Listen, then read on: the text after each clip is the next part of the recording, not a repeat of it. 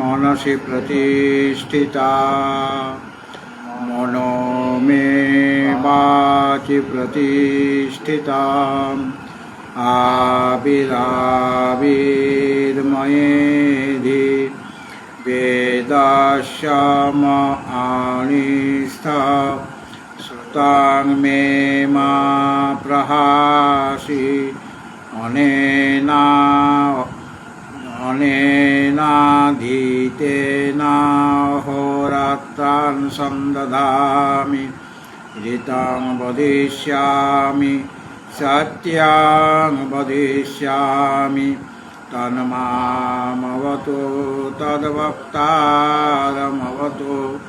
अवतु मामवतु वक्तारम् ॐ शान्तिः शांति शांति।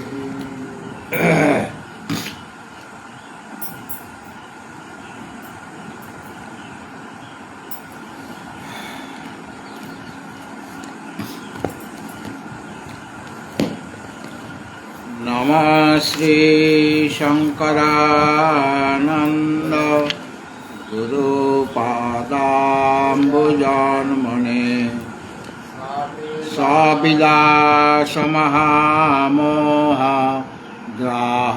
ग्रासैककर्मणि। भगवत भक्तजन, प्रातःकालीन सत्रे आमादेर आलोच्य विषय विद्यारण्य स्वामी विरचित वेदांतेर ग्रंथ पंचदशी।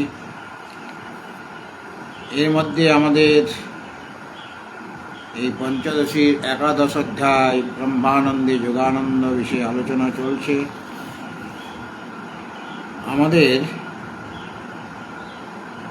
56 শ্লোক হয়েছিল, 56 অব্দি শ্লোক হয়েছিল।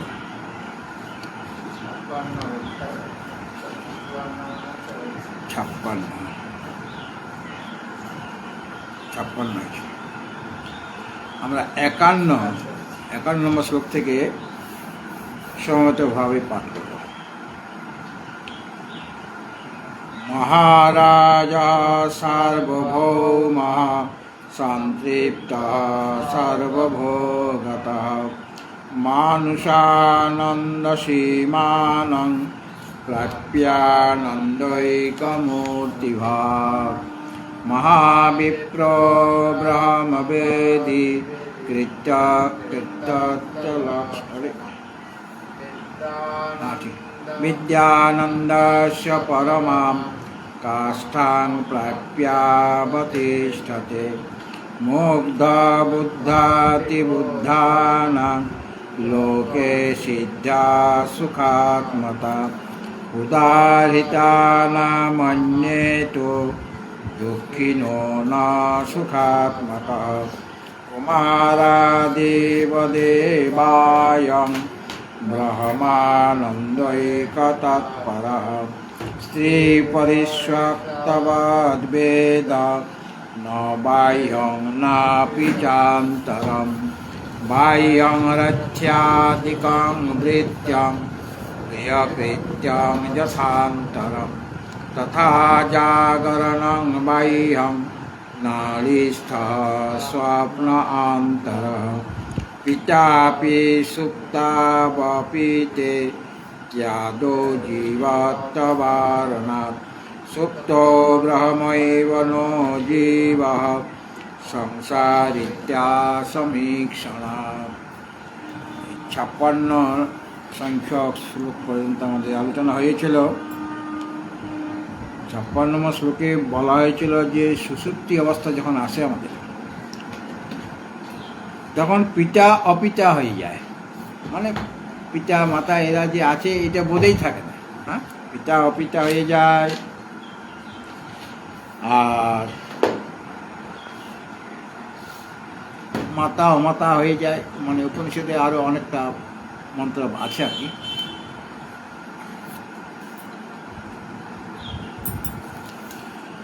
তো সুষুপ্তি অবস্থায় জীবত্ব বারণাথ, যেহেতু ওই অবস্থায় পিতা অপিতা হয়ে যায়, মাতা অমিতা হয়ে যায়, চোর অচোর হয়ে যায়, চাণ্ডাল অচণ্ডাল হয়ে যায়, এই যে শ্রুতিবচন আছে বৃহদারণ্যক উপনিষদে, কালকে যেটা আলোচনা করা হয়েছিল, সেখানে জীবত্ব বারণাথ, জীবের জীবত্ব ওই সময়, অর্থাৎ জীবের যে ধর্ম সেটা বারণ করা হয়েছে, মানে নিষেধ করা হয়েছে। জীবের জীবত্ব আর থাকে না। আর সংসারিত্ব অসমীক্ষণাৎ, আর জন্ম মরণ রূপ যে সংসার, যেটা জীবধর্ম, তারও প্রতীতি হয় না। তার মানে সুপ্তি অবস্থায় আমরা তো একটা আনন্দ উপভোগ করি, যেটা জাগ্রত অবস্থা বা স্বপ্ন অবস্থায় হয় না, সেখানে সুখ দুঃখ ভোগ আছে। তো এই যে সুষুপ্তি, সেখানে পিতা অপিতা হয়ে যান ইত্যাদি যে বলা হয়েছে, এই যে শ্রুতিবচন আছে বৃহদারণ্যকে, সেখানে বলা হয়েছে যে এখানে জীবভাবটা নিবারিত হচ্ছে, মানে জীবের জীবত্ব থাকে না।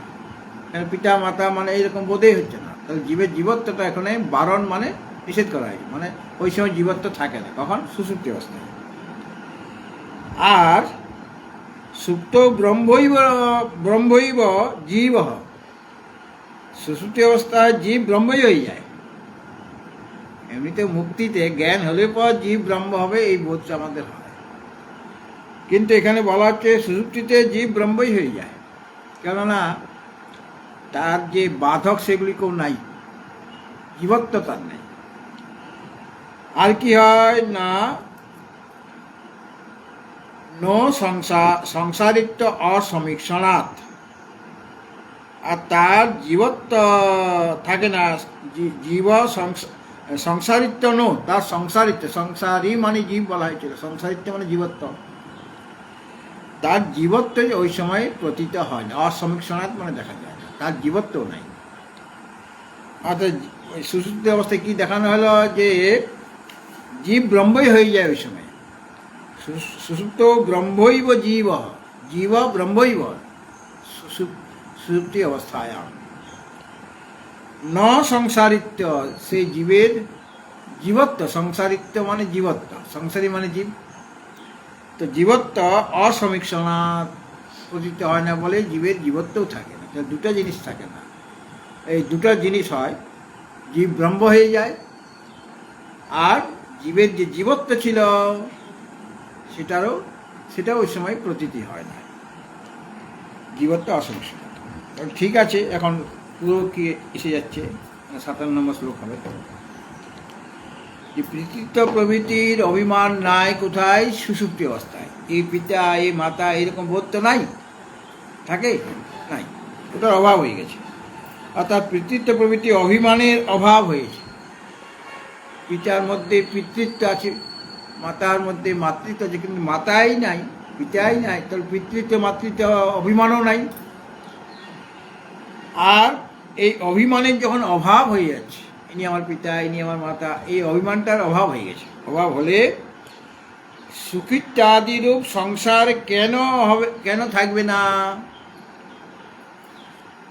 এটা পুরো কি বলছেন, আশঙ্কা তুলছেন। এই 56 নম্বর শ্লোকের উপরে আশঙ্কা করছেন পুরো, যে ঠিক আছে সুষুপ্তি অবস্থায় পিতৃত্বের অভাব হলো, মানে পিতৃত্ব প্রভৃতি অভিমানের অভাব, এই অভিমানটা আমার নাই, এই পিতা মাতা তো কেউ নাই, কাজে পিতৃত্ব বা মাতৃত্ব অভিমানের অভাব আছে কোথায়? সুষুপ্তি অবস্থায়। ঠিক আছে, সেই অভাবটা হোক না হয়, কিন্তু সুখিত্যাদিরূপ যে সংসার, সে সংসারটার অভাব হয়ে যাবে কেন? সংসার কেন থাকবে না? সংসার আছে সেখানে। যে পুরো কি বলছে যে ঠিক আছে পিতৃত্ব মাতৃত্ব এই যে অভিমানের অভাব হয়েছে সেই অভিমানটা নাই, কিন্তু সুখিত্বাদিরূপ সংসারে সুখ দুঃখ হয়, সেটার অভাব সেটা সেটা কেন থাকবে না? সেটা তো থাকবে। ওই সুখিত্বাদিরূপ যে সংসার মানে সুখী দুঃখী সুখ দুঃখ এটাই তো সংসার, সেই সংসারটা তো থাকবে, মানে সুখ দুঃখ থাকবে। এরকম আশঙ্কা হতে পারে, পূর্ববর্তী বলছে এরকম আশঙ্কা হতে পারে বলে সংসার দেহ অভিমানেরও কারণমূলক। সংসারটা কিসের জন্য? দেহে আমার অভিমান আছে, এই জন্য সংসার। এই শরীর ইন্দ্রিয় মন বুদ্ধিতে অভিমান আছে, এবং এই শরীরের সাথে যাদের সম্পর্ক তাদের প্রতি আমার অভিমান আছে, ইনি আমার পিতা ইনি আমার মাতা। হ্যাঁ, কাজে সংসারটা কি না দেহ অভিমানরও কারণমূলক। দেহে যদি অভিমান থাকে তাহলেই সংসার থাকবে। আমার দেহে অভিমান নাই, ইন্দ্রিয় অভিমান নাই, মনে অভিমান নাই, তাহলে তোমার সংসারও নাই। এই অভিমানটা হলো সংসার। কেননা দেহ সংসারটা কীরকম, তার কারণ হচ্ছে দেহ অভিমান রূপ কারণ। দেহ অভিমান রূপ কারণ থাকলেই তোমার ওই সংসার থাকবে। তখনই সংসার মানে আমি কর্তা আমি ভক্ত তখন হয়ে যাবে। হ্যাঁ, আমি সুখী আমি দুঃখী ওই বোধটা কখন আসবে? যদি অভিমান থাকে। এই জন্য ভাগবতের মাহাত্ম্যে বলা হয়েছে, সেখানে গোকর্ণজি তিনি ওই তার যে পিতা আত্মদেব, আর আত্মদেবের ওই যে ফল দিয়েছিল, ফলটা থেকে হয়েছে গোকর্ণ, ফলটা থেকে হয়েছে গোকর্ণ, ওকে খাইয়ে দেওয়া হয়েছিল। আর ওই যে ধুন্ধুমার সে হচ্ছে ধুন্দুলির পুত্র, মানে ওর বোনের পুত্র। তো ও তো খুব কষ্ট দিচ্ছে ধুন্ধুমার, ধুন্ধুকারী আর ধুন্দুলি ধুন্দুলি। হ্যাঁ, ধুন্দুলি হচ্ছে মা, আর ধুন্ধুকারী সে তো অনেক কষ্ট দিচ্ছে। তখন ও আবার বৈরাগ্য হয়েছে যে আমি সন্তানের যেটা এইরকম ঋষির কাছ থেকে ফল পেয়েছিলাম, আর এইরকম সন্তান আমাকে আজ কষ্ট দিচ্ছে। একদিন সন্তান চেয়েছিল, এখন সন্তানকে ছাড়তে চাইছে, সে মনমারা হয়ে আছে। তখন তাকে সে উপদেশ দিচ্ছেন গোকর্ণজি যে দেহে অস্থি মাংস রুধিরে অভিমতং তেজত্তং। এই যে দেহ যার মধ্যে অস্থি আছে মাংস আছে রুধির আছে, দেহে অস্থি মাংস রুধিরে, এখানে যে অভিমান আছে সেই অভিমানটা তুমি ত্যাগ করো। দেহে অস্থি মাংস রুধিরে অভিমতং তেজত্তং জায়া সুতাদিষু মমতাং বিমুঞ্চ। আর জায়া সুত এদের প্রতি যে মমত্ববোধ আছে, আমার ছেলে আমার মেয়ে আমার পত্নী ইত্যাদি, সেই মমত্ববোধটা ত্যাগ করো। আর দেহটাই যে আমি, সেই যে অভিমান বা অহংকার, সেই অহংকার ত্যাগ করো। আর জায়া সুতা দিতে তোমার যে মমতা আছে সেই মমত্বটা ত্যাগ করো। তাহলে অহংকার আর মমকার ত্যাগ করতে বলেছেন। না তারপরে বলছেন মানে এই অভিমানটা তোমাকে ত্যাগ, অহম অভিমান আর মমত্ব অভিমান, এই অভিমানের জন্য তোমার সুখ দুঃখ, তুমি নিজেকে কর্তা ভক্ত ইত্যাদি মনে করছো। তাহলে আমার কর্তব্য কি করে অভিমান ত্যাগ হবে? এই দুটাতে অভিমান আছে, শরীর ইত্যাদিতে অভিমান অহং অভিমান, আর শরীর আদির সাথে যার সম্পর্ক জায়া সুত ইত্যাদি মহত্ব অভিমান, এই অভিমান দুটো ত্যাগ হবে কেমন করে? বলে পশ্যা নিশং জগদিদং ক্ষণভঙ্গ নিষ্ঠং। পশ্য মানে বিচার করো, পশ্য মানে দেখা মানে অনেক সময় দেখার অর্থ না রকম হয়েছে, বিচার করো। অনিশং মানে সর্বদা, পশ্যা নিশং জগদিদং, এই যে জগৎ যা কিছু তোমার চোখের সামনে ভাসছে জগৎ ক্ষণভঙ্গ নিষ্ঠ, সব ক্ষণভঙ্গ চিরকাল থাকবে, এই আছে তো এই নাই। আমাদের জীবিত কালে কত লোকের সাথে পরিচয় হয়েছিল, এখন তারা আছে না জীবিত আছে? সবাই জীবিত নেই, কেউ কেউ হয়তো এখনো কাশতে মরছে। হ্যাঁ, আমার বয়সী যারা, তো সব বস্তু হচ্ছে ক্ষণভঙ্গ মানে অনিত্য। পশ্যা নিশং জগদিদং ক্ষণভঙ্গ নিষ্ঠ, সমস্ত সংসার হলো ক্ষণভঙ্গ। এই জন্য বৈরাগ্য রাগ রসিক, তুমি বৈরাগ্য রাগের রসিক হও, মানে বৈরাগ্য অবলম্বন করো। আর ভক্তিনিষ্ঠ, তুমি ঈশ্বরের প্রতি ভক্তিনিষ্ঠ হয়ে যাও, ভগবানের ভজনা করো আর বৈরাগ্য অবলম্বন করো। অর্থাৎ মনটা ভগবানকে দাও, আর সংসারের প্রতি যাতে না যায়, সেখানে গেলেই অহংকার মমকার অভিমান হয়ে যাবে, এই জন্য বৈরাগ্য চাই। আর একটাকে ত্যাগ করতে হবে, একটাকে ধরতে হবে। সেটা ত্যাগ না করলে আরেকজনকে ধরা যাবে না ভালোভাবে। হ্যাঁ, এই সংসারকে ত্যাগ করো, এই সংসারটাই অভিমানমূলক, এটাকে ত্যাগ করো। আর এটা অনিত্য অনাত্মা, আর যিনি নিত্য আত্মা তাকে তার আশ্রয় গ্রহণ করো, তার ভজনা করো। সুতরাং সংসার মানেই হলো যেখানে অভিমান আছে, দেহাদিতে অভিমান আছে, পিতা মাতা পিতৃত্ব, ওখানে পিতা নেই মাতা নেই, মানে পিতৃত্বে অভিমানও নাই। তো অভিমানমূলক সংসারটা হলো অভিমানমূলক। অভিমান মানে যেগুলি অনাত্মা, যেগুলি আমি নই সেখানে আমিত্ববোধ, যেটা আমার নয় সেখানে মমত্ববোধ এসে যাচ্ছে। এরকম হলেই সংসার থাকবে। তো সেইটার অভাব হয়ে গেছে সুষুপ্তিতে। দেহাদিতে অভিমানটা নাই। কেন? অভিমান থাকলে এই পিতা মাতার বোধটা হতো, নিজের শরীরের বোধটা হতো, কিন্তু হয় না সুষুপ্তিতে। এই জন্য দেহ অভিমানরূপ কারণমূলক হলো এই সংসার। আর সেটা যেহেতু নাই, দেহ অভিমান নাই, কাজে সংসারও নেই, সংসারের অভাব হয়ে যাবে। আর সংসার যখন নাই, তাহলে পর সংসারিত্বও থাকবে না। সুতরাং দেহ অভিমানের অভাব হলে সংসারের অভাব হয়। যদি দেহ অভিমানই না থাকে তাহলে সংসার নাই। এই অভিপ্রায়ে আচার্য সেই সংসারের অভাব প্রতিপাদক যে শ্রুতি বৃহদারণ্যকোপনিষদে বলা হয়েছিল যে তীর্ণ হি তদা সর্বান শোকান হৃদয়স্য ভবতি, এটা বৃহদারণ্যকোপনিষদে বলা হয়েছিল ওই 4:3-22 নম্বর শ্লোকে।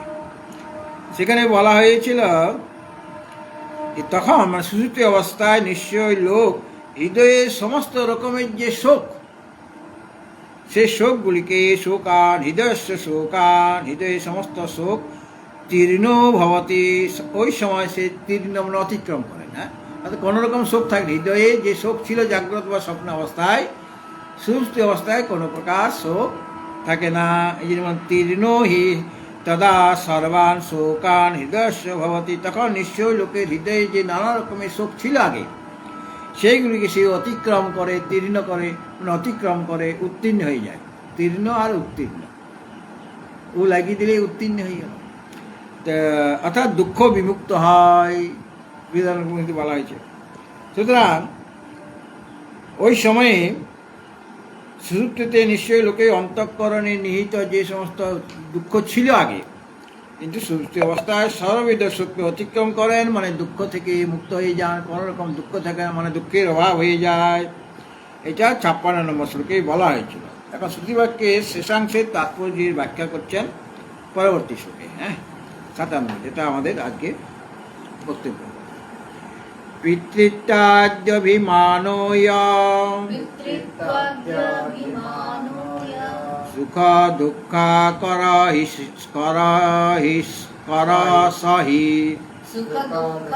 করসহি তস্মিন্নপগতে তীর্ণঃ সর্বান, এখানে সর্বান যোগ শোকান ছিল, মানে সর্বান যোগ শোকান, স্তোষ চুনাশি একটা সূত্র আছে, তার দ্বারা নটা ত বর্গের পঞ্চম বর্গ,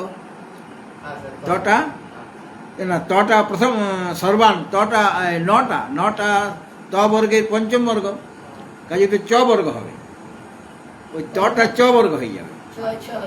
তাহলে চ বর্গের পঞ্চম বর্ণ হচ্ছে ইয়, মানে কেন হলো নটা ইয়ে হলো কেন? না, ওটা ওই সূত্রটা বলবার, এই স্তোষ চুনাশি ওটা পড়া নাই তোমার। স এবং ত বর্গের সাথে যদি চ বর্গ এবং তালব বর্ষের মিলন হয়, এর পরে ত বর্গ, চ বর্গ বা তালব যদি থাকে, ত বর্গের পর যদি চ বর্গ থাকে, এখানে দেখো ত বর্গের পরে চ বর্গ আছে না, সর্বান, এটা ত বর্গের মেম্বার কিনা? ত বর্গ মানে ত থ দ ধ ন, 5 জন আছে, দন্তন আছে। আবার ওদিকে শোকান ছিল, শোকান, শোকটা তালেব বস, ত বর্গের সাথে তালেব বসে যোগ হয়েছে।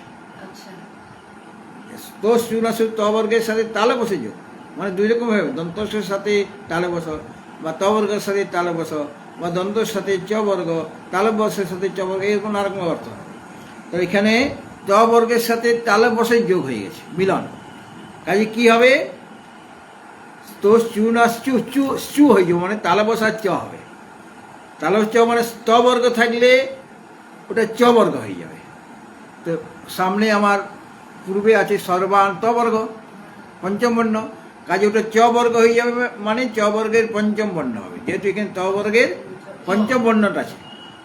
যদি তৃতীয় বর্ণ থাকতো তাহলে চ বর্গের তৃতীয় বর্ণ হতো, হ্যাঁ, এরকম নিয়ম। তো চ বর্গের পঞ্চম বর্ণ হলো ইয়, চষে যশ ইয়, তাহলে নটা ইয় হয়ে গেল। আবার ওখানে যে তালব্যস্যটা ছিল ওটা কি হয়ে যাবে, চ বর্গ হয়ে যাবে, তালব্যস্যটা চ বর্গ হয়ে যাবে। এই জন্য চ বর্গে ওখানে ওই ছ হয়েছে, ছ না, তালব্যস্যটা তো সর্বান নটাতে ইয়ে হলো, আর ওটা ছ হয়ে যাবে, তালব্যস্যটা চ বর্গ হয়ে গেল আর কি। তো চ বর্গের জন্য ওটা আরেকটা সূত্র আছে যেটা ছ হবে আর কি। তো এইভাবে সর্বান শোকান ছিল, হ্যাঁ। তসমিন নপগতে তীর্ণ সর্বাং সর্বাং ছোকান, আমরা যখন বলবো সর্বাং ছোকান ভবত্যয়ম, ঠিক আছে। পিতৃত্যাদ্যভিমানোয় সুখ দুঃখাকর সহি, সুখ দুঃখাকর সহি, মানে সুখ দুঃখের আকর, সুখের দুঃখের আকর মানে সুখ দুঃখ সেখানে পাওয়া যাবে। যেমন কয়লার আকর, আকর মানে খনি, সেখানে কয়লা পাওয়া যাবে। আর সুখ দুঃখের যে আকর যেটা, সেখানে সুখ দুঃখ পাওয়া যাবে।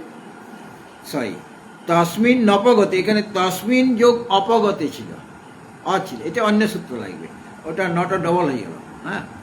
তসমিন অপগতে নটা ডবল হয়ে গেল। তীর্ণ সর্বান শোকান ভবতি অয়ম, ভবতি অয়ম। ইয় পিতৃত্যাদ্যভিমান, এই যে পিতৃত্যাদির অভিমান হয় আমাদের জাগ্রত অবস্থায় বা স্বপ্ন অবস্থা, এই নিয়ে আমার পিতা, এই নিয়ে আমার মাতা, বোধ হয় কেন পিতার স্বপ্ন দেখছি, আমি পিতাকে দেখছি, তাহলে পিতৃত্ব অভিমান আছে সেখানে। আর জাগ্রত অবস্থায় পিতা মাতাতে আছেই। এই যে ইয় পিতৃত্যাদ্যভিমান, পিতৃত্যাদি অভিমান, পিতৃত্ব, মাতৃত্ব, চৌরত্ব, এই যে অভিমানটা সহি সুখ দুঃখাকর, ওই অভিমানটাই সুখ দুঃখের আকর। অর্থাৎ ব্যবহারিক অবস্থায় যে পিতৃত্যাদির অভিমানটা আমার হচ্ছে, হয়তো তখন তো পিতামাতা আছেন, পিতৃত্যাদির অভিমানও হচ্ছে আমার, সেটাই সকল সুখ দুঃখের আকর, মানে খনি, সেখান থেকে সুখ দুঃখ পাওয়া যায়। ওই যে অভিমানটা, কি অভিমান, ইনি আমার পিতা, ইনি আমার মাতা, ইনি ভগিনী, কেন সুখ দুঃখ, পিতা মাতা সুখ দুঃখ কী করে দেবে? বলে পিতা যদি ভালো থাকে, শরীর ভালো থাকে, মন ভালো থাকে, তাহলে পর ওই পিতা আমার সুখের কারণ। পিতা যদি শরীর খারাপ হয়ে যায়, মাতা যদি শরীর খারাপ হয়ে যায়, বারে বারে ভুবনেশ্বর নিয়ে যাচ্ছে, রক্ত কমে যাচ্ছে, তখন সেই মাতা আমার দুঃখের কারণ হলো কিনা, হ্যাঁ। একসময় মাতা কত রকম আমাকে যত্ন করেছে, সেবা করেছে, মা ছাড়া আমরা চলতেই পারছেন, তাহলে মা সুখের কারণও বটে। আর মায়ের যদি শরীর খারাপ হয়ে যায়, তখন সন্তানের কাছে সেটা দুঃখের কারণ হয়ে যায়। কাজে ওই যে অভিমানটা, পিতৃত্যাদির যে অভিমান, সেইটাই সুখ দুঃখের আকর, সেখান থেকে সুখ দুঃখ পাওয়া যাবে। অভিমান থাকলেই সুখ দুঃখ হবে। তসমিন অপগতে, ওই যে অভিমানটা, সেটা যখন নিবারিত হয়ে যাবে, কারণ অভিমানের জন্যই সুখ দুঃখ হয়, অভিমানটা থাকাতেই আমার সুখ দুঃখ হচ্ছে। আর সেই অভিমানটা যদি না থাকে, তসমিন অপগতে, আর সেই পিতৃত্যাদি অভিমানটা যখন দূর হয়ে যাবে, তখন সুখ দুঃখও থাকবে না, মানে শোক থাকবে না। তসমিন অপগতে সর্বান শোকান তীর্ণ ভবতি, তখন সমস্ত শোক সে অতিক্রম করবে।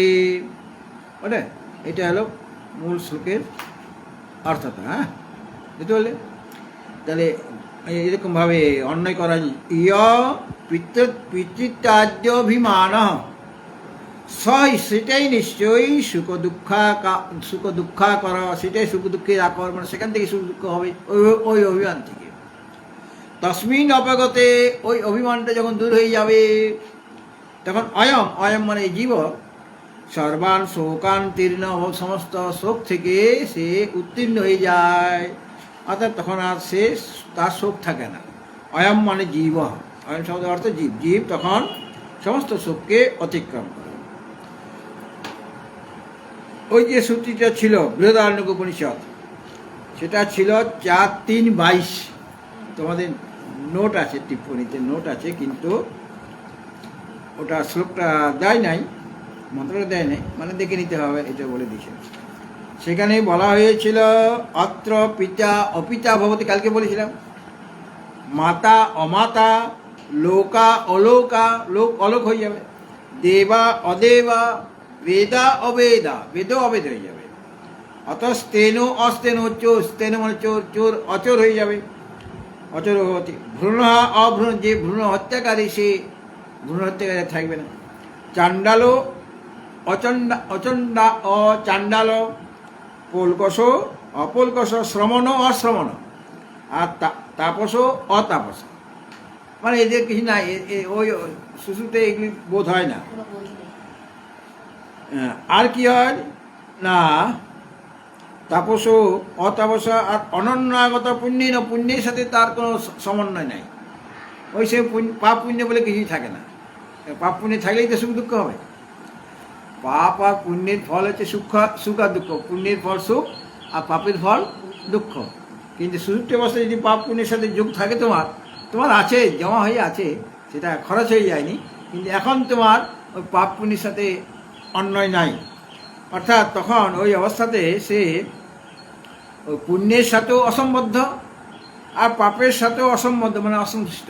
পুণ্যের সাথে সংস্পর্শ নাই আর পাপের সাথে সংস্পর্শ নাই। যদি থাকতো সুস্থ অবস্থায়, তাহলে তার সুখ দুঃখ ওই সময় হতো, ওই সময় না, ওই সময়টুকু জন্য আবার তাকে ধরবে। গঙ্গা স্নান থেকে বেরিয়ে আসলেই ওই তোমার এগুলি আছে, পাপ আছে, সে ধরবে। কারণ আত্মা তখন হৃদয়ে আশ্রিত সমস্ত কামের অতীত হয়ে যান, ঠিক আছে। তীর্ণই তদা সর্বান শোকান হৃদয়স্য ভবতী, তখন হৃদয় সমস্ত শোককে তিনি অতিক্রম করেন, মানে জীব ওই সুস্থ অবস্থায়। আচ্ছা, এইটা ছিল সেখানে, সেইটাকে অবলম্বন করেই এই শ্লোকটা, ওই বৃহদারণ্যক উপনিষদে ওই শ্লোকটাকে অবলম্বন করে যে তীর্ণ সর্বান শোকান অয়ম ভবতী, ওটা কিন্তু উপনিষদ থেকে নেওয়া হয়েছে। উপনিষদ কী ছিল? উপনিষদে ছিল যে তীর্ণই তদা সর্বান শোকান হৃদয়স্য ভবতী, ওটার শেষের দিকে আছে, যেখানে বলা হচ্ছে অত্র পিতা অপিতা ভবতী, এখানের এই শেষের দিকে, শেষেরই অংশ মন্ত্রটা, তীর্ণই তদা সর্বান শোকান হৃদয়স্য ভবতী, মানে হৃদয়ে যত শোক, সেই শোক থেকে শোককে অতিক্রম করে, অর্থাৎ ওই শোকগুলি তখন তার থাকে না, ঠিক আছে। এটার টিকা দেবে উদ্ধৃত শ্রুতিবচন সমূহ, এই যে শ্রুতিবচন তুমি দেখাচ্ছে বৃহদারণ্যকের, সেখানে সুষুপ্তিতে সুখ প্রাপ্তি হয়, এটা দেখা যাচ্ছে, ওখানে বলা হচ্ছে সেখানে সুখ থাকে না। শ্রুতিবচনে বলছে সুষুপ্তিতে সুখ প্রাপ্তি হয়, আর শ্রুতি কর্তৃক নিজ মুখে সেটা বর্ণিত হয়েছে, শ্রুতি নিজেই বলেছেন। তো শ্রুতি নিজে বললে তো সেটা আমাকে স্বীকার করতেই হবে, কারণ শ্রুতি নিজেই বলেছেন তীর্ণই সদা তীর্ণই তদা সর্বান শোকান ভবতী হৃদয়স্য ভবতী, এরকম বলা আছে। আর শ্রুতি বর্ণিত হয়েছে বলে তো দেখা যাচ্ছে না, অর্থাৎ শোককে অতিক্রম করলেও সেটা তো দেখা যাচ্ছে না। নিজে মুখে বর্ণিত হয়েছে বটে ঠিকই, কিন্তু সেটা দেখা যাচ্ছে না, মানে আমাদের প্রতীতি হচ্ছে না, এরকম আশঙ্কা হতে পারে বলেই সেই যে সুখ প্রাপ্তি, সুখ যে লাভ হয় সুষুপ্তি অবস্থাতে, সেটা কণ্ঠত, একটা বলা হয়েছিল কণ্ঠত, একটা অর্থত। কণ্ঠত মানে পুরো শ্লোকটা বলে দেওয়া হবে, কণ্ঠত মানে যেখান থেকে উদ্ধৃতি দেওয়া হবে, আর অর্থত মানে সেটাকে অবলম্বন করে তার যে বিষয়টা বলা হবে। কণ্ঠত মানে পুরো শ্লোকটাই পাওয়া যাবে। তো সেইটা সেই উপনিষদের সে সুষুপ্তি অবস্থায় যে সুখ প্রাপ্তি হয়, সেটা কণ্ঠত বর্ণে ব্যাপৃত যে কৈবল্য শ্রুতি। কৈবল্য শ্রুতি তোমাদের এখানে নাই, এই যে 3টা খণ্ড তোমার আছে না, কৈবল্য শ্রুতি নেই, কিন্তু আমার ভাগ্যক্রমে এখানে ছিল একটা, আমারই কৈবল্য পরিষদ। কৈবল্য শ্রুতি মানে কৈবল্য পরিষদ। হ্যাঁ, এখানে কি আছে দেখো, এখানে বলা হয়েছে কৈবল্য উপনিষদ। আর তোমার মোটা বইটা তো নাই এটাতে। আর আমাদের যে প্রসিদ্ধ যে আছে ছান্দোক্য বেদান্ত আর প্রথম খণ্ডে 9টা উপনিষদ, সেখানেও নাই, ওটা আলাদা কিনতে পাওয়া যায়। তো যাই হোক, সেখানে আমি পুরো শ্লোকটা বলছি। আর এখানে যেটা ইয়ে করেছেন সেটা এখান থেকে নেওয়া আছে। মূলে কি ছিল? স্বপ্নে স জীবা সুখ দুঃখ ভোক্তা স মায়া কল্পিত জীবলোকে সুষুপ্তি কালে সকলে বিলীনে, যেটা 58 নম্বর শ্লোকে আছে। সুষুপ্তি কালে সকলে বিলীনে, এখানে তমসাবৃত আছে, এখানে সেটা ওখানে তমোবিভূত জিনিসটা কি? তমোবিভূতা সুখরূপমেতি, মানে শ্লোকটা একটু উল্টাপাল্টা করে দিয়েছে, কিন্তু এখানে যা আছে তাই লেখা আছে মোটামুটি। স্বপ্নে স জীবা সুখ দুঃখ ভোক্তা, স্বপ্নকালে কি হয়? জীব সেখানে সুখ দুঃখ ভোগ করে। জাগ্রতকালে যেমন জীব সুখ দুঃখ ভোগ করে, সেরকম স্বপ্নে মানে স্বপ্নকালে সজীব, সেই জীব সুখ দুঃখ ভোক্তা, সুখ আর দুঃখের ভোগ করে, সুখ দুঃখের ভোক্তা সে। স্বমায়া, নিজের মায়ার দ্বারা কল্পিত জীবলোকে, জীব দ্বারা স্বয়ং কল্পিত যে সংসার, জীব এটাকে কল্পনা করে নিয়েছে, তাতে অভিমান রাখাটাই সংসার। তোমার বস্তু তো ভগবান সৃষ্টি করে দিয়েছেন, তো সেইগুলোকে অভিমান করতে বলেছে কি? অভিমান করতে তো বলে না, কাজে জীব নিজে এই সংসার গড়ে তুললো অভিমান করার জন্য। তোমাদের প্রয়োজনে আমি এইগুলো জল বাতাস সব দিয়েছি, সেখানে তুমি যদি অভিমান করো তাহলে তোমার সংসার হয়ে গেল। কাজে সংসার হলো জীবকল্পিত, জীবের দ্বারা কল্পিত যে সংসার, কল্পিত জীবলোকে বলে দিচ্ছেন, জীবের দ্বারা কল্পিত যে সংসার, সেই সংসারে কি হয় না সুষুপ্তিকালে, স্বপ্নকালে তো সুখ দুঃখের ভোগ হবে। আর যখন সুষুপ্তিকাল এসে যাচ্ছে, তখন সুষুপ্তি অবস্থাতে, সুষুপ্তিকালে সকলে বিলীনে, সব কিছু বিলীন হয়ে যাচ্ছে। যা কিছু তোমার যাতে যাতে তুমি অভিমান করেছিলে, বা যা কিছু বস্তু তুমি দেখেছিলে, তোমার ছেলে মেয়ে, পুত্র মিত্র কলত্র, পুত্র মিত্র কলত্র মানে পত্নী, কলত্র মানে ঝগড়াটে না, কলত্র মানে পত্নী। পত্নী অনেক না, পুরুষেরও সেরকম অনেক না। তো এইগুলিতে আমি অভিমান করে বসে আছি, যার জন্য আমার সুখ দুঃখ হচ্ছিল। কিন্তু ওই সময়ে সুষুপ্ত অবস্থায় সকলে বিলীন, সব কিছু বিলীন হয়ে গেছে অজ্ঞানে। শরীর ইন্দ্রিয় মন বুদ্ধি সব অজ্ঞানে লীন হয়ে আছে, আছে ওগুলি, কিন্তু লীন হয়ে আছে অজ্ঞানে। সব কিছু যখন বিলীন হয়ে যায়, বিলীন হবে কোথায়? অজ্ঞানে। তমোবিভূত, তখন অজ্ঞানের দ্বারা আবৃত। অজ্ঞানটা তো আছে সেখানে, সুষুপ্ত অবস্থায় অজ্ঞান আছে আমার, কাজেই সমস্ত কিছু অজ্ঞানের দ্বারা আবৃত হয়ে গেল। তখন সুখরূপ মানে সুখের যে স্বভাব, সে স্বভাবের এতি, সে স্বভাবকে, সে এতি মানে প্রাপ্নতি, প্রাপ্নতি ইড় ধাতু, একটা ধাতু যে ইড়ি, হস্যইকার মধ্যে হসন্ত ইড় ধাতু, সে তার রূপ হয় এতি ইয়ন্তি মানে প্রাপ্নতি। প্রাপ্নতিতেও ওখানে অপ আছে, আপনতি, প্রাপ্নতি হয়ে গেল। এটি শব্দের অর্থ মানে গমন করা। এটি এটা হলো ভবতি বা গচ্ছতি মানে গমন করা। গচ্ছতি অর্থে এটি, গচ্ছতি মানে গমন করা। আবার প্রাপ্তি অর্থ হয় গচ্ছতি মানে প্রাপ্নতি, গচ্ছতি শব্দের অর্থ প্রাপ্নতিও হয়। যত গমনার্থক ধাতু সেগুলো জ্ঞান অর্থ, জানা অর্থ হয়ে যায়। হ্যাঁ, তো ওখানে এটি মানে প্রাপ্নতি, এটি মানে গচ্ছতি, এটি শব্দের অর্থ এমনি গচ্ছতি, আর গচ্ছতি মানে প্রাপ্নতি, অর্থাৎ সেই সুখরূপ,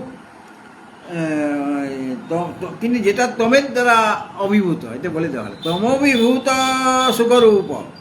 তমের দ্বারা মানে অজ্ঞানের দ্বারা অভিভূত মানে আবৃত যে সুখরূপ, সেটাকে সে এতি মানে প্রাপ্নতি।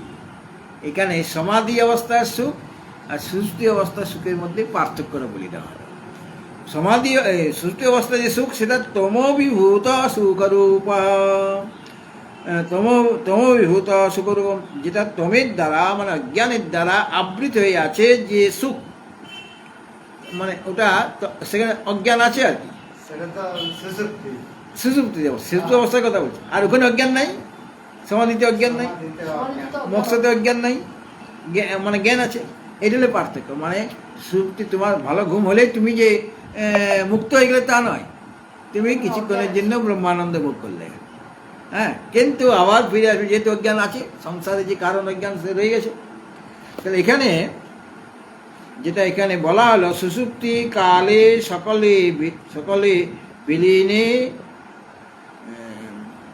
বিলীনে তমসাবৃত সুখরূপ মুপৈতেতি ব্রুতে হিয় অর্থবণী শ্রুতি। এটা পড়িস শ্রুতটা, পড়ি না একবার। সুষুপ্তি কালে সকলে বিলীনে, না এটা না, এরকম হবে। সুষুপ্তি কালে সকলে, বলো, বিলীনে তমসাবৃত সুখরূপমুপৈতেতি সুখরূপমুপৈতেতি রূপমুপৈতেতি ব্রুতে ইয়ার্থবণী শ্রুতঃ।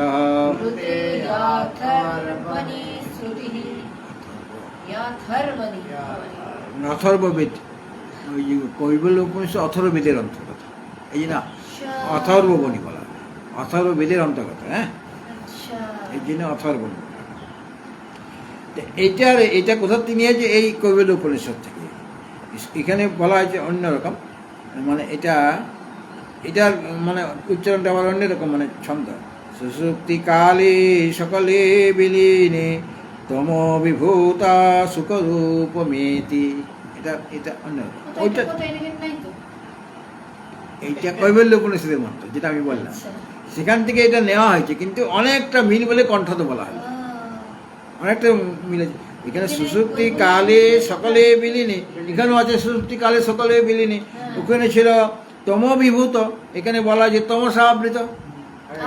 আর সুখরূপমেতি, এখানে সুখরূপম উপৈতি আছে, এতির জায়গায় উপৈতি আছে, হ্যাঁ, উপ এতি ইতি ব্রুতে হিয়ার্থবণী শ্রুতি। এরকম অথর্ববেদের যে উপনিষদ, মানে কৈবল্য উপনিষদ, কেননা কৈবল্য উপনিষদ অথর্ববেদের অন্তর্গত, সেখান থেকে কণ্ঠত বর্ণনা করছে, মানে মোটামুটি অনেকটা মিল খাচ্ছে। কৈবল্য উপনিষদের টিকাটা এখানে উল্লেখ করা নেই এখানে। সবাই যদি ওখানে দিয়ে দেয়, তাহলে অন্যরা কি খাবে? অন্য যারা আরো এদের চেয়ে বড় পণ্ডিত আছে, টিপ্পণীতে লেখা আছে, নাম্বারটা দেওয়া আছে, কিন্তু মন্ত্রটা নাই। অনুবাদের পর, বাংলা অনুবাদের পর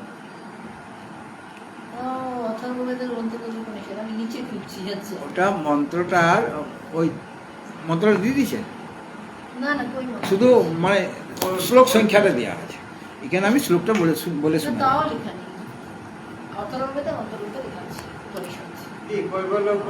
পনেরো লেখা আছে, তুমি কি বলছো? ভালো করে দেখো, তবে তো টিপ্পণীটা দেখো। বাংলাটা আছে, আমি সেইখানটা নিচে আছে, নিচে আছে বাংলাটা। এই যে লেখা আছে, অনুবাদে লেখা আছে। কৈবল্য উপনিষদের গল্পটা তো জানি না, সে গল্পটা পড়াচ্ছে হচ্ছে। আচ্ছা শোনো, এটা আসল। সুষুপ্তি কালে সকলে বিলীনে, সুষুপ্তি কালে কি হচ্ছে? জাগ্রত আদি যে প্রপঞ্চ সকল, জাগ্রত স্বপ্ন, তাহলে সুষুপ্তি কালে সকলে বিলীনে, সকল মানে জাগ্রত আদি যে প্রপঞ্চ সকল, জাগ্রত অবস্থা প্রপঞ্চ, স্বপ্ন অবস্থা প্রপঞ্চ, ঠিক আছে, কিছু থাকে না, বিলীন তমসাবৃত। সুষুপ্তি কালে সকলে বিলীনে, জাগ্রত আদি প্রপঞ্চ সকল যখন বিলীন হয়ে যাচ্ছে, লীন হয়ে যাচ্ছে, কোথায় লীন হবে? অজ্ঞানে লীন হবে। তো প্রকৃতিরূপ অজ্ঞানের দ্বারা তমসা আবৃত, প্রকৃতিরূপ, প্রকৃতি মানে অজ্ঞান হলো প্রকৃতি বা মায়া, সে অজ্ঞানের দ্বারা আবৃত হয়ে, জীব অজ্ঞানের দ্বারা আবৃত হবে, হ্যাঁ, তমসা আবৃত, তমসা আবৃত মানে অজ্ঞানের দ্বারা আবৃত কে জীব, সে উপৈতি মানে সুখরূপম উপৈতি, সুখরূপম মানে সুখস্বরূপ, রূপ মানে স্বরূপ, সুখস্বরূপ সে উপৈতি মানে লাভ করে,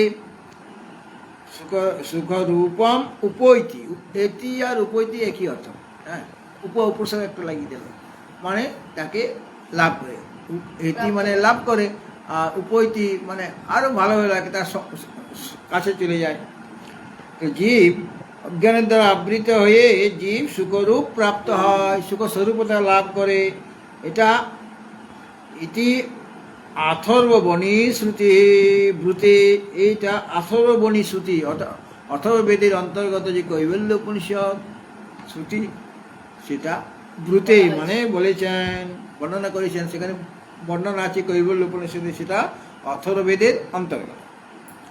এখন টিকাটা দেখো, সকলে বিলীনে, মূলে এখন দেখো, সকলে বিলীনে মানে জাগ্রত আদি যে প্রপঞ্চ, জাগ্রত এবং স্বপ্ন। প্রপঞ্চ মানে বিস্তার, প্রপঞ্চ শব্দ অর্থ হলো প্রপঞ্চ আদি, প্রপঞ্চ মানে বিস্তার, এই মায়ার দ্বারা সব কিছু বিস্তার বিশাল। হয়েছে, কেন বিস্তার হয়েছে, প্রপঞ্চ মানে বিশাল না, বিস্তার হয়েছে। আচ্ছা। তো সকলে বিলীনে জাগ্রত আদি রূপ যে প্রপঞ্চ সকল, মানে জাগ্রত প্রপঞ্চ, স্বপ্নিক প্রপঞ্চ সব যখন বিলীন কোথায় হবে? নিজের উপাদান কারণ যে তম প্রধান প্রকৃতি, হ্যাঁ, কারণ সেই তো ওই অজ্ঞান থেকে উৎপন্ন হয়েছিল কিনা, হ্যাঁ, সমস্ত কিছু এই আকাশ বায়ু অগ্নি জল পৃথিবী আত্মা থেকে উৎপন্ন হয়নি, আত্মাকে আশ্রয় করে মায়া থেকে উৎপন্ন হয়েছে, মানে অজ্ঞান থেকে, মায়া থেকে। প্রকৃতি মানে মায়া বা অজ্ঞান বা অবিদ্যা। আবার অবিদ্যার মধ্যে তিনটা গুণ আছে, ত্রিগুণাত্মিকা, ওটা সত্য রজ তম। আর এই যে জগৎ সেটা তম প্রধান, মানে অজ্ঞানের যে মানে তিনটা গুণই আছে, সত্য তম রজ তিনটা গুণই আছে, কোথায়? মায়ার মধ্যে, তাই তো? তার মধ্যে তম প্রধান যে মায়া, মানে কোথা থেকে কি উৎপন্ন হবে সেটা ওখানে বলা হবে, বেদান্ত এটা আছে, বেদান্ত সারে আছে। সারে নাই, সারেও আছে, আর একটা স্পষ্ট রূপে রয়েছে, ওই একটা আছে আত্মবোধ বলে বই আছে। যাই হোক, সেখানে এই জগৎ প্রপঞ্চে জাগ্রত যে প্রপঞ্চ, স্বপ্ন যে প্রপঞ্চ, তার উপাদান কারণ কি? মানে ঘরটা ভেঙে গেলে কোথায় সে মিশে যাবে? মাটিতে। কেন? ঘটের উপাদান কারণ কি ছিল? মাটি। মাটি থেকে ঘট হয়েছে, মাটি থেকে কলস হয়েছে, মাটি থেকে থালা বাটি হয়েছে। ওগুলি ভেঙে গেলে তখন কোথায় যাবে সে? কোথায় লীন? মাটিতে লীন, কারণ মাটি থেকে উৎপন্ন হয়েছিল, মাটিতে উপাদান কারণ। তাহলে এই যে প্রপঞ্চের উপাদান কারণ কি? মায়া, তমপ্রধান মায়া। সেই তমপ্রধান প্রকৃতিতে সে বিলয় প্রাপ্তি হয়ে যাবে। কখন? সুষুপ্তি অবস্থায়। সুষুপ্তি অবস্থায় জাগ্রত আদিরূপ সমস্ত প্রপঞ্চ নিজের উপাদান কারণ যে অজ্ঞান বা মায়া বা প্রকৃতি, তমপ্রধান প্রকৃতিতে বিলীন হয়ে যাবে। বিলীন হয়ে গেলে তমসা আবৃত, সেই তমস মানে অজ্ঞান, সেই প্রকৃতিরূপ যে তম মানে তমপ্রধান প্রকৃতি, প্রকৃতি তিনটে আছে, সত্য তম, তার মধ্যে তমপ্রধান যে প্রকৃতি, তার দ্বারা আচ্ছাদিত মানে অজ্ঞানের দ্বারা আচ্ছাদিত যে জীব, অজ্ঞানের দ্বারা আচ্ছাদিত হয়ে জীব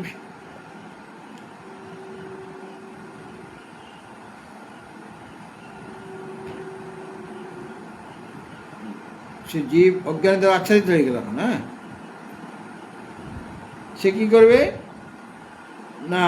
সুখরূপম উপৈতি, সুখরূপ যে ব্রহ্ম, সুখ মানে আনন্দ, আনন্দস্বরূপ যে ব্রহ্ম, সুখরূপম মানে সুখরূপ যে ব্রহ্ম, সুখস্বরূপ যে ব্রহ্ম, সে ব্রহ্মকে প্রাপ্ত হন। কে প্রাপ্ত হন? জীব।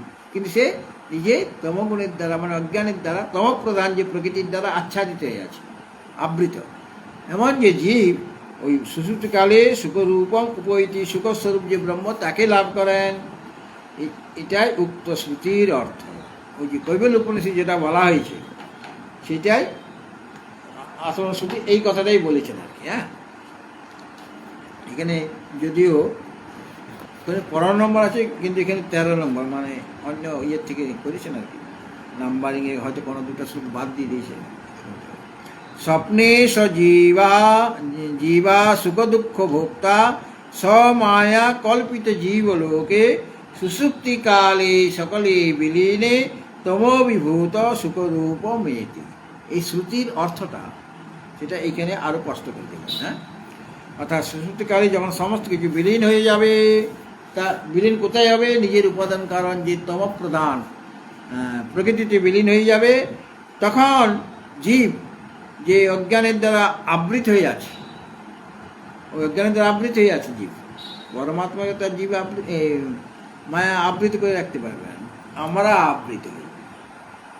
সূর্যকে আমি দেখতে পাচ্ছি মনে করেন, কিন্তু একটা মেঘ এসে গেল, তো মেঘটা কি করলো? আমি মনে করছি সূর্যকে ঢেকে ফেলেছে, এই যে আমি দেখতে পাচ্ছি না এখন।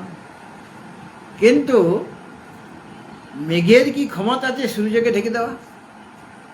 যদি মেঘ সূর্যটাকে ঢেকে দিত, তাহলে কেউ কোথাও আর সূর্যকে দেখতে পেত না। আমার এখানে মেঘ উঠেছে, আমি দেখতে পাচ্ছি না, তাহলে বাঁকুড়ার লোকগুলি দেখতে পাবে না, কলকাতার লোকগুলি দেখতে পাবে না, সেখানে মেঘ তো নাই। তাহলে মেঘটা আমাকে কি করেছে? আমি দেখতে পাচ্ছি কেন? সূর্য আমার চোখকে ঢেকে দিয়েছে, চোখের সামনে এসে গেছে। আমি যে দেখবো সূর্যকে, আমার চোখের সামনে মেঘ এসে গেছে।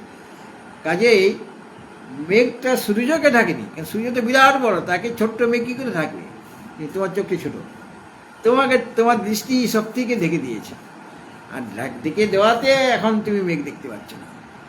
সেরকম জীব, সে শিবস্বরূপই, কিন্তু জীবের দৃষ্টিভঙ্গি, দৃষ্টি যদি আটকে দেয়, তার বিচারধারা, বিচার ক্ষমতা, তার যদি অভিমান এসে যায়, দেহাদিতে যদি অভিমান এসে যায়, অনাত্মাতে আত্ম অভিমান যদি এসে যায়, তখন সে মানে আবৃত হয়ে থাকছে, তখন সে জগৎ দেখছে। ওই অবস্থায় সেই জগৎকে দেখছে, মানে জগৎ প্রপঞ্চ দেখছে। আর সুষুপ্তি অবস্থায় যখন জগৎ প্রপঞ্চ, মানে জাগ্রতকালীন প্রপঞ্চ, স্বপ্নের প্রপঞ্চ চলে গেল, তখন তার অভিমান নেই, কিন্তু অজ্ঞানটা আছে, কিন্তু কোনো বিষয় নেই, শরীর অভিমানটা চলে গেছে। অভিমান চলে যাওয়াতে জীবের জীবত্ব ওই সময় চলে গেল। সে নিজেকে সংসারী ভাবছে না, কেন? সংসারী ভাবতে গেলে দেহাদিতে অভিমান থাকতে, ওই সময় তো দেহাদিতে অভিমান নাই তার। জাগ্রত অবস্থায় অভিমান ছিল, স্বপ্ন অবস্থায় অভিমান ছিল, কিন্তু সুষুপ্তি অবস্থায় কোনো প্রকার অভিমান তার নাই। এই জন্য বলা হয়েছে ওই তমসা আবৃত, অর্থাৎ প্রকৃতির রূপ যে তম, মানে অজ্ঞান, সেই তমপ্রধান অজ্ঞানের দ্বারা আচ্ছাদিত হয়ে জীব সুখরূপম উপৈতি। সুখরূপম, সুখস্বরূপ যে ব্রহ্ম, তাকে উপৈতি মানে লাভ করেন, অর্থাৎ সেই ব্রহ্মকে প্রাপ্ত হন। এটাই হলো ওই কৈবল্য উপনিষদের অর্থ, তাৎপর্য। এখন এই যে শ্লোকোক্ত অর্থ যে কেবল শ্রুতি প্রসিদ্ধ, শ্লোকে যেটা বলা হয় সেটা শ্রুতিতে, মানে কৈবল্য উপনিষদে প্রসিদ্ধ, শুধু তাই নয়, ওখানে তো প্রসিদ্ধ বটেই, কেবল যে ওখানেই প্রসিদ্ধ তাই নয়, সেটা সকল লোকের অনুভব সিদ্ধ বটে, সকলে অনুভব করে, সকলের ওটা অনুভব হয়। শ্রুতিতে সুখের অনুভব সকলের হয়। শ্রুতি বলেছেন ডাইরেক্ট কৈবল্য উপনিষদে, কিন্তু কেবল যে শ্রুতি বলেছেন তাই নয়, ওটা লোকের অনুভবও হয়, সকলের অনুভব হয়। তোমার জ্ঞান থাকুক বা না থাকুক, তুমি আস্তিক বা নাস্তিক যাই হও না কেন, কিন্তু অনুভবটা হবে, আনন্দের অনুভব সকলের এই সুস্থ অবস্থায় হয়ে থাকে, যেটা উপমসাপসমত্রাহং। এখানে সন্ধিবিচ্ছেদ করে যাবে সুখম অসাপসম অত্র অহম, পরে এইভাবে মানে সন্ধিবিচ্ছেদটা হবে, কিন্তু বলার সময় আমরা সন্ধিবিচ্ছেদ করে বলবো না। হ্যাঁ, সুখমসাপসমত্রাহং, আবার অত্রা মত্রা, এখানে সন্ধিবিচ্ছেদ করা যাবে না। আমি বলে দিলাম সন্ধিবিচ্ছেদ এরকম হবে। আর সুখ মসাপস মত্রাহং, ঠিক আছে? সুখ মসাপস মত্রাহং নবৈ কিঞ্চিদবেদিশাম ইতি সুপ্তি সুখাজ্ঞানে, ইতি সুপ্তি সুখাজ্ঞানে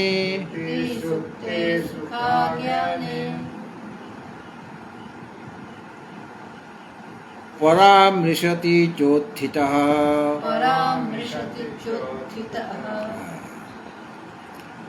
পরামৃশতি বাবা।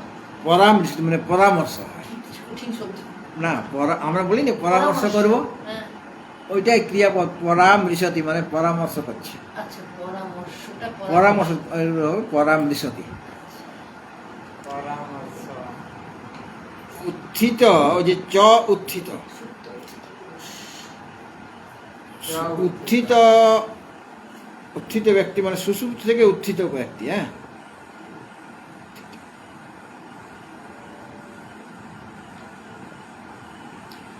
উত্থিত অত্র সুখম অহম অসাপসম, যে উঠেছে সুষুপ্তি থেকে যে ব্যক্তি উঠেছেন, মানে ঘুম ভেঙেছে আর কি। আচ্ছা, উত্থিত অত্র সুখম অহম অসাপসম, উত্থিত ব্যক্তি এইভাবে স্মরণ করে। হ্যাঁ, পরামৃশতি মানে অসাপসম। পরামৃশতি, উত্থিত ব্যক্তি এইভাবে পরামর্শ করে। উত্থিত শব্দের অর্থ, এই পরামৃশতি অর্থ কি দিয়েছে মানে তোমাদের বইয়ে? এখানে স্মরণ করে লেখা আছে। স্মরণ করে, হ্যাঁ ঠিকই, স্মরণ করে। পরামর্শ না। ওটাই পরামৃশতি মানে পরামর্শ করা মানে স্মরণ করা। এটার থেকে হয়েছে পরামর্শ। পরামর্শ করে মানে স্মরণ করে, মানে পূর্বে আমার যে অনুভব সেটা স্মরণ করা, ওটাই পরামর্শ। বাংলা পরামর্শ না, নিজেদের মধ্যে আলোচনা সেটা সেইভাবে এটা না। তো পরামর্শ মনে করেছি এতক্ষণ। স্মরণ করে। আচ্ছা, তাহলে সুষুপ্তি থেকে যিনি উঠেছেন, অর্থাৎ ওই উত্থিত মানে সুষুপ্তি থেকে যিনি উত্থিত হয়েছেন, যে জীব, সে এইরকম পরামৃশতি মানে স্মরণ করে। কি স্মরণ করে না, অত্র সুখম অহম অসাপসম, অত্র মানে এখানে মানে এই সুষুপ্তিকালে, অত্র মানে অস্মিন, অত্র মানে সপ্তমী বিভক্তি, অত্র মানে এখানে মানে সুষুপ্তি সময়ে। অত্র সুখম অহম অসাপসম, আমি সুখপূর্বক ঘুমিয়েছিলাম, আমি সুখে ঘুমিয়েছিলাম, এরকম স্মরণ হয় কি না? ঘুম থেকে আমি উঠলাম, তখন আমাকে কেউ জিজ্ঞাসা করলো, বাবা কীরকম ঘুমিয়েছেন? বলে আমি সুখপূর্বক ঘুমিয়েছিলাম। সুখম অহম অসাপসম, সুখম অহম অসাপসম। আর কিঞ্চিত ন অবেদিশম, আমি কিছুই জানতে পারি, তাহলে অজ্ঞান আছে। তাহলে ওখানে আমার সুখও আছে আর অজ্ঞানও আছে। সুখাজ্ঞানে সুখ আছে, আনন্দ আছে, আর অজ্ঞান আছে। কেননা আমার স্মরণটা ওই রকম হচ্ছে, সুখপূর্বক ঘুমিয়েছিলাম মানে আনন্দ আছে, আর কিছুই জানতে পারিনি মানে অজ্ঞান আছে। তাহলে সুখাজ্ঞানে, অর্থাৎ সুখপূর্বক আমি ঘুমিয়েছিলাম, এই যে কথাটা বলছি, এর মধ্যে বোঝা যাচ্ছে তোমার আনন্দ ছিল ওই সময়, আর তোমার অজ্ঞান ছিল, কিছুই জানতে পারিনি। সুখপূর্বক ঘুমিয়েছিলাম, কিছুই জানতে পারি নাই। তাহলে সুষুপ্তিতে দুইটা জিনিস ছিল, একটা ছিল সুখ এবং অজ্ঞান। এই প্রকারে সেটা স্মৃতির বিষয় হচ্ছে, মানে ওই সময় তো সে বুঝতে পারেনি কিছু, যখন সুষুপ্ত অবস্থায় ছিল, কিন্তু অনুভব হচ্ছে, অনুভবকর্তা একজন আছেন, যে সাক্ষী আছেন। তা অনুভবটা না হলে আমার স্মরণ হবে না। আমি যদি বেলদা নাই যাই, বা আমি যদি কোনোদিন এই বেলদা আশ্রমে না আসি থাকি, তাহলে আমার বেলদা আশ্রমের কথা স্মরণ হবে কি? যে আশ্রমে গেছি সেই কথা আমার স্মরণ হতে পারে। সুতরাং তাহলে ওই সময় আমার অনুভব হয়েছে, সুখের অনুভব আর অজ্ঞানের অনুভব হয়েছে। এই জন্য আমার স্মরণ হচ্ছে সুখপূর্বক ঘুমিয়েছিলাম, কিছুই জানতে পারি নাই। সুখ আর অজ্ঞান ছিল সেখানে, কোথায়? সুষুপ্তিতে। সুখম অহম অসাপসম অত্র অহং ন বৈ কিঞ্চিত অবেদিশম ইতি সুপ্তে সুখাজ্ঞানে পরামৃশতে চোত্থিত মানে যিনি উত্থিত হলেন, কোথা থেকে? না সুষুপ্তি থেকে। মূল শ্লোকটা বেড়ে দেখো, উত্থিত মানে সুষুপ্তি থেকে যিনি উঠলেন সেই ব্যক্তি, সে কি করে? অত্র অহম সুখম অসাপসম ন কিঞ্চিত অবেদিশম, এরকম ভাবে সে স্মরণ করে। কি স্মরণ করে? না সুখম অহম অসাপসম ন কিঞ্চিত অবেদিশম, এইরকম তার স্মরণটা হয় উত্থিত হওয়ার পরে। তাহলে তার স্মরণটা কীরকম হচ্ছে, সুস্থ থেকে উঠে সে স্মরণ করছে, তখন অনুভব নয়, অনুভবটা আগেই হয়েছে ঘুমাবার সময়, তারপরে তার স্মরণ হচ্ছে, কারণ অনুভব না হলে স্মরণ হয় না। তাহলে উঠার পরে তার স্মরণ হচ্ছে কি, অত্র অহম সুখম অসাপসম ন কিঞ্চিত অবেদিশম। সুষুপ্তি থেকে যিনি উত্থিত হলেন, যে জীব, সে তখন বলছে আমি সুখে ঘুমিয়েছিলাম, কিছুই জানতে পারি নাই, এরকম স্মরণ হচ্ছে। এই প্রকারে সুপ্তে সুখাজ্ঞানে পরামৃশতি, সুষুপ্তিতে যে সুখ আর অজ্ঞান আছে সে বিষয়ে স্মরণ করছেন। মানে এই কারণেও সুষুপ্তিতে যে যে সুখ আছে সেটা জানা যায়। সুষুপ্তিতে সুখ আছে আর অজ্ঞান আছে। এখানে উপনিষদ বলেছেন, মানে আমার অনুভবটা বলছে যে অত্র অহম সুখম অসাপসম, অত্র মানে সুষুপ্তিতে আমি সুখপূর্বক ঘুমিয়েছিলাম, ন কিঞ্চিত অবেদিশম, আমি কিছুই জানতে পারিনি। এই যে আমার অনুভব হয়েছিল ওই সময়, এইভাবে অনুভবটা হচ্ছে, তারই পরামর্শ হচ্ছে ঘুম থেকে ওঠার পরে। আমি পরামর্শ কী হচ্ছে, আমি সুখপূর্বক ঘুমিয়েছিলাম, কিছুই জানতে পারিনি, এটা হলো পরামর্শ। হ্যাঁ, অনুভবটাই পরে পরামর্শ হয়, মানে স্মরণ হয়। এই যে পরামর্শ হচ্ছে, মানে আমি সুখে ঘুমিয়েছিলাম, কিছুই জানতে পারিনি, এই যে পরামর্শটা হচ্ছে মানে স্মরণ হচ্ছে। এর দ্বারা কী বোঝা যাচ্ছে, যে সুষুপ্তিতে দুইটা জিনিস ছিল, একটা ছিল সুখ বা আনন্দ, আর একটা অজ্ঞান। দুইটা জিনিস ছিল, কেন কিছুই জানতে পারিনি তখন অজ্ঞান আছে, আর সুখপূর্বক ঘুমিয়েছিলাম তখন দুঃখ নাই, তাহলে আনন্দ আছে আর অজ্ঞান আছে। তো সুখাজ্ঞানে পরামর্শতি, সুপ্তে মানে সুষুপ্তিতে সুখাজ্ঞানে সুখ আর অজ্ঞান এই স্মরণ হচ্ছে তার উঠার পরে এইরকম পরামর্শ করছে সে, মানে স্মরণ করছি যে সুষুপ্তিকালে মানে ওই সময় আমি সুখপূর্বক ঘুমিয়েছিলাম, মানে সুখ ছিল, আর কিছুই জানতে পারিনি, মানে অজ্ঞান আছে, কাজে সুখ আর দুঃখে স্মরণ করছে কে, উত্থিত ব্যক্তি। এবং তিনি অনুভব কি না, সুষুপ্তিকালে সুখ আর অজ্ঞান ছিল। হ্যাঁ, এটাই সে স্মরণ করছে। এই কারণে এই যে অনুভব জীবের, যে সুস্থ অবস্থায় ওঠার পরে জীবের যে অনুভব, সেটা শ্রুতির সাথে মিলে যাচ্ছে। শ্রুতি যেটা বলেছে যে সুপ্তকালে সুখ থাকে, আনন্দ থাকে, আর আমার নিজের অনুভব হচ্ছে যে ওই সময় আমার আনন্দ হয়েছিল। হ্যাঁ, কাজে এটা নিজের অনুভবটা কি প্রমাণ করছে, যে সুষুপ্তিতে সুখ আছে, এবং সুখ আছে এটা জানাচ্ছে, অজ্ঞানটা আছে, কিন্তু সুখ যে থাকে সেটা এখান থেকে জানা যাচ্ছে। অর্থাৎ সুখতে সব কিছু বিলীন হয়ে যায় না, মানে সুখটা থাকে, জাগ্রত মানে বাহ্য বিষয় আর আন্তর বিষয় থাকে না, কিন্তু আনন্দ থাকে। অর্থাৎ আনন্দ স্বরূপ যে ব্রহ্ম, সেই ব্রহ্মের তখন অনুভব হচ্ছে তখন সুষুপ্তিকালে।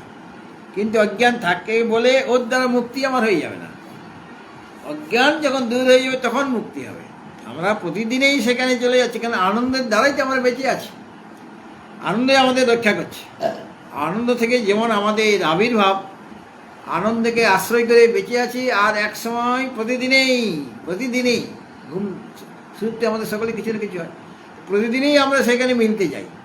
হ্যাঁ, ছেলে আছে আমেরিকায়, মা এখানে, আর রাত্রি হলে পরে মানে তাকে জেনে নিতে কোথাও ওদের দিন রাত্রি কীরকম, সেই রকম অনুসারে মা ডেলি ফোন করছে।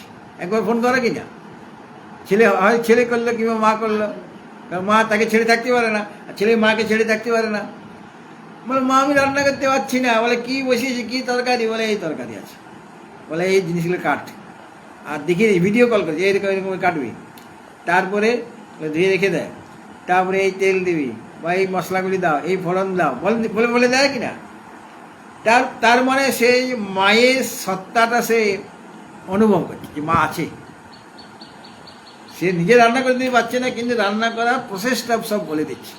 তারপর রান্না যখন হয়ে গেল, বলে এখানে এইভাবে বসে পড়, বলে দিচ্ছে, কিন্তু ডিরেকশন দিয়ে এইভাবে বসে পড়, আর আসনটা পাত বা চেয়ার টেবিলে বস, তারপরে একটু আচমন কর, না তো আমেরিকায় বিদেশ আছে করতে ভুলে যাবে, আমেরিকা তুমি আচমন করো, অর্পণ করো, সব বলে দেয় কিনা।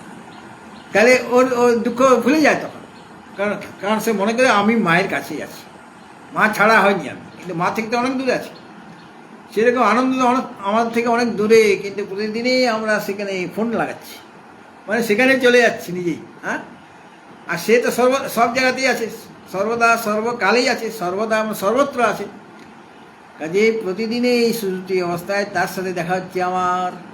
হ্যাঁ, আর সে আনন্দ সুখস্বরূপ যে ব্রহ্ম বা আনন্দ স্বরূপ যে পরব্রহ্ম, সেই পরম ব্রহ্মকে আমরা লাভ করছি।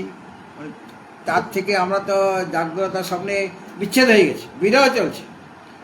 তো জাগ্রত অবস্থায় এবং স্বপ্ন অবস্থায় আমাদের বিরহ চলছে। তিনি আছেন কিন্তু বুঝতে পারছি না, তিনি সর্বত্র আছেন, কিন্তু সুষুপ্তিকালে সেই বিরহটা সেখানে মিলন হয়ে যায়। সুষুপ্তিকালে মিলন হয়ে যায় আনন্দস্বরূপ পরমাত্মার সাথে। কিন্তু যেহেতু অজ্ঞান থাকে। অজ্ঞান রয়েছে, কাজেই অজ্ঞান রূপ চাঁদের দ্বারা আবৃত হয়ে আছে জীব। কাজেই বলে ঠিক আছে, আজকে আনন্দ করলে এখন যাও, আবার সংসার করো, আবার কালকে আসবে। এইভাবে প্রতিদিনই তাদের ভিডিও কল হচ্ছে জীবের সাথে পরমাত্মা, মানে মিলিত হয়ে যাচ্ছে। বলে এই যে বারে বারে আমি সারা দিন এরকম কষ্ট পাচ্ছি, সুখ দুঃখ পাচ্ছি, জাগ্রতে স্বপ্নে, সবসময় এরকম আনন্দ পাচ্ছি না কেন? বলে এখন শ্রবণ মনন নির্দেশন করো, তাহলে সর্বদাই আমার সাথে পাবে, কোনো সময় আমার থেকে বিরহ থাকবে, সব সময় মিলন হয়েই থাকবে। হ্যাঁ, এই জন্য আত্মা বা অরে দ্রষ্টব্য শ্রোতব্য মন্তব্য নিধিধ্যাসিতব্য। তুমি শ্রবণ নির্দেশন ছাড়াই তো তুমি চলে আসছো আমার কাছে, আমি মানা করছি না। কিন্তু তোমার পুণ্যকর্ম আছে বলেই ওই সুস্থিটা বেশিক্ষণ হচ্ছে, তা নাহলে সুস্থ সকলের সমান হয় না। এটার জন্য আমার ধর্ম চাই, পুণ্য চাই, সদাচার চাই, তবে গিয়ে ঘুম ভালো হবে। আর পরিশ্রম করতে হবে। হ্যাঁ, যে ফাঁকি দিয়ে আমি খাওয়া দাওয়া ঘুমাবো অলসতা করবো, তাহলে তোমার সুস্থিটা হবে না, তুমি এপাশ ওপাশ হবে, আর কিছু হবে না। এপাশ ওপাশ হবে মানে ভালো ঘুমটি হবে না। আর যদি তুমি পরিশ্রমী হও, তুমি যদি তোমার আচরণ যদি সৎ হয়, তোমার কথাবার্তা যদি ভালো হয়, তুমি যদি কোনো সৎসঙ্গের অধীনে থাকো, সৎসঙ্গ করো, তাহলে তোমার দুশ্চিন্তাটা দূর হয়ে যাবে। হ্যাঁ, সৎসঙ্গ করলে কি হয়, সুচিন্তা আসে, ভগবত চিন্তা আসে। আর ওই রকম ব্যক্তি, ভক্ত ব্যক্তি, তার তো এদিকে বিষয়ের দিকে টান নাই খুব। সংসারে আছে, কিছু কাজ করতে হয়, পরিশ্রম করতে হয়, কিন্তু টান নাই, বেশি আসক্তি নেই, যেহেতু সে সৎসঙ্গ করেছে। তাই সে যখনই ঘুমাবে, ঘুমার সাথে সাথে কাদা হয়ে যাবে, মানে গভীর ঘুমে আচ্ছন্ন হয়ে গেল। আর তখন তো সে আরেক জায়গায় চলে গেল, তোমাদের বেলদাতে নাই।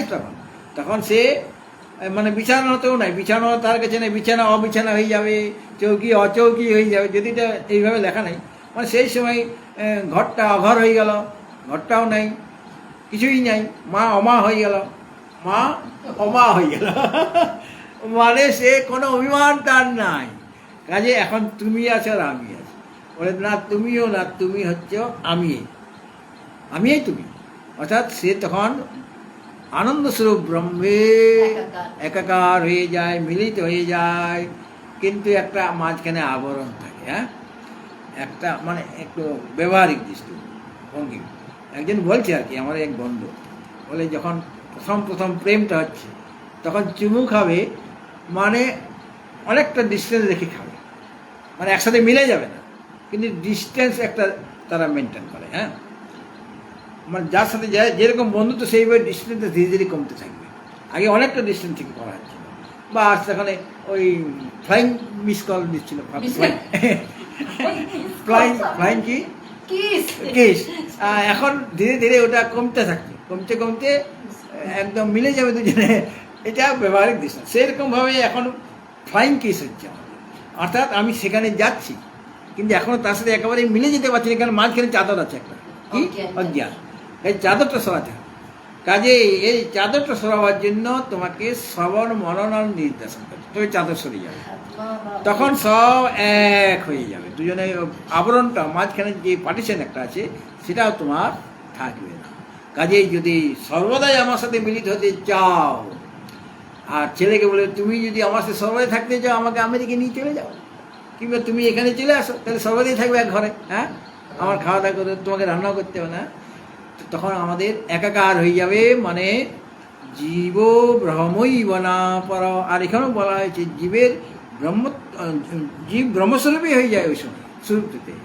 আর তার যে জীবত্ব, সেই জীবত্ব থাকে না। জীবত্বের জন্য তো দুঃখ। আমি নিজেকে জীব মনে করছি, অর্থাৎ আমি নিজেকে সসীম মনে করছি, আমি তাকে তার অংশ বলে মনে করছি।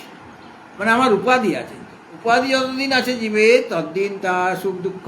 আর যখন উপাধি ভঙ্গ হয়ে যাবে তখন আর দুঃখ নয়, কেবল আনন্দই আনন্দ। সেটাই হলো সুখস্বরূপ পরব্রহ্ম বা আনন্দ স্বরূপ পরব্রহ্ম। সেখানে আমার মিলন হয়ে যাবে, মানে তিনিই আমি, অহং ব্রহ্মাস্মি, আমি সেই ব্রহ্মস্বরূপেই। এই বোধটা, এই অনুভবটা তখন আসবে।